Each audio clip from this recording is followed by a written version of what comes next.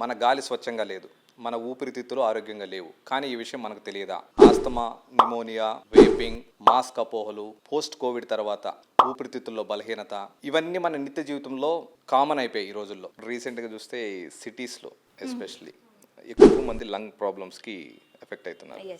So ఏంటి main reason ఏమంటారు madam? And ఇంకొకటి పల్మనాలజిస్ట్ అనగానే అందరికీ తెలిసింది ఫస్ట్ ప్రాబ్లం ఆస్తమా.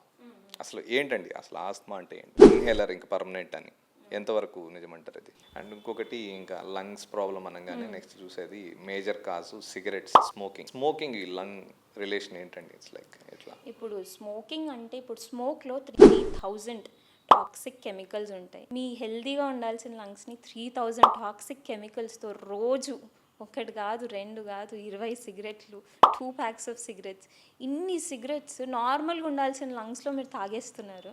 తాగేసినప్పుడు డెఫినెట్గా ప్రాబ్లం వస్తుంది. చాలామంది నన్ను అడిగే question lung detox.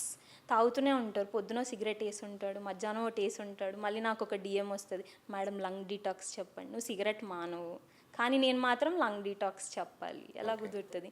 So smoking has lot of toxic chemicals.